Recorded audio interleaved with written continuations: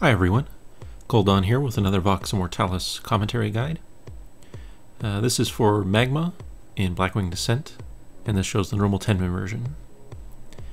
To begin the fight, we just have our tank engage Magmaw on the right side, and melee on the left, although you can set up however you'd like. The position in the back there is really the key. That's for all ranged and healers, and they stack up kind of on the back side of that elongated stone carpet area. The reason for stacking up is due to the Pillar of Flame ability that Magmaw uses fairly frequently. You see it's going to happen pretty soon here. And it's cast under a random raid member. It prefers ranged. And when it's cast, after 4 seconds, anyone that remains on that position will be knocked in the air, take fire damage. But more importantly, this spawns a number of lava parasites from its location. So you can see they're spawning there in the back. And the lava parasites have normal threat. They're susceptible to knockback and root, snare, and all that. And they will attempt to melee their current threat target. If they are allowed to melee, they have a chance to apply a disease, or I shouldn't say disease, a debuff, you can't dispel it, that when it expires will cause an extra lava parasite to spawn on that player's location.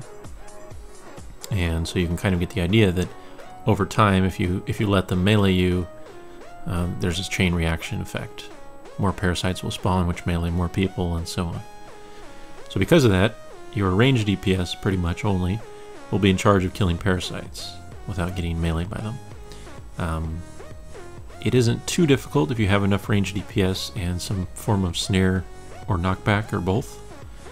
As you can see, we have a balanced druid who uses Typhoon, and that works really, really well. We also have a Demonology Warlock spec, and his pet with Whirlwind there does a great job of picking up these adds. So pretty much just analyze your raid makeup and do whatever you need to get that handled.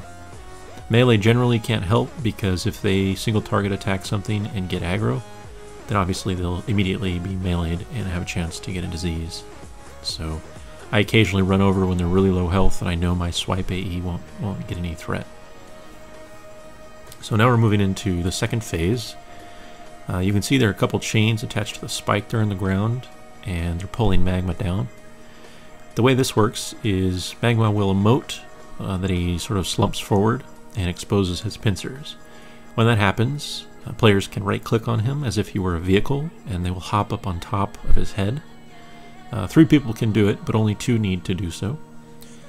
And those 2 people, once they're up there, will get a vehicle bar with 1 ability on the number 1. When using that ability, it changes to a targeting reticle, and if they target the spike at the same time, it will impale Magmaw for a while, like you see here. During this time, he doesn't attack, doesn't use abilities, he also takes 100% more damage, so it's a great time to regen mana and burn all your cooldowns. Once that phase ends, he will immediately start meleeing the closest melee target to him. So make sure your second tank, which you can see is myself in this case, is the closest one to him and taunts him quick.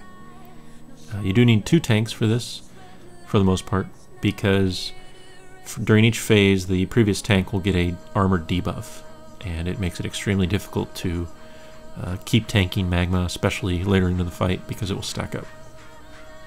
So now that I've taken over tanking, I'll explain a few other abilities. There's still parasites. You generally will get 2 sets per phase, although the timing is such that sometimes you get only 1 set.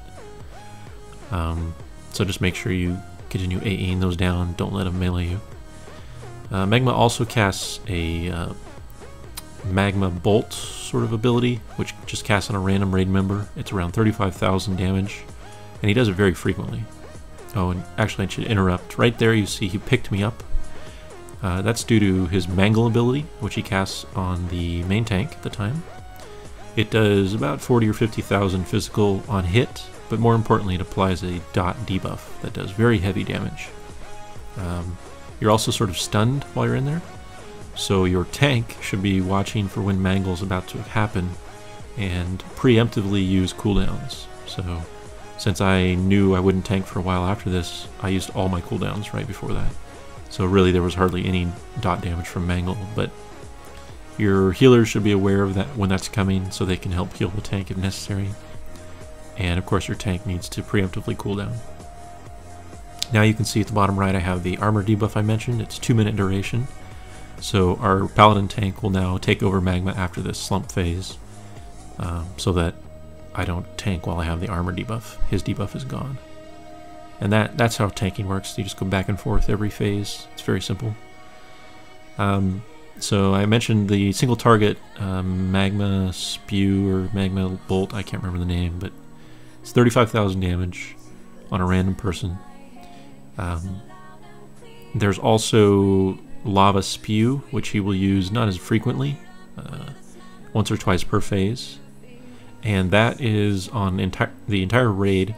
It casts 3 times in a row, and it does around 25,000 per cast. So about 25,000 every 2 seconds for 6 seconds. Not super dangerous, but that plus a couple of his normal bolts on the same person can be dangerous.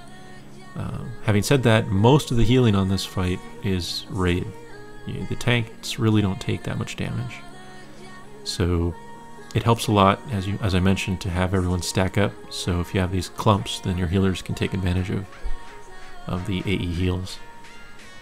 We also use 3 healers, if I didn't mention that, because the Berserk timer is very forgiving. As you can see, he's still got, I think that's 5 minutes left, and he's at 24%.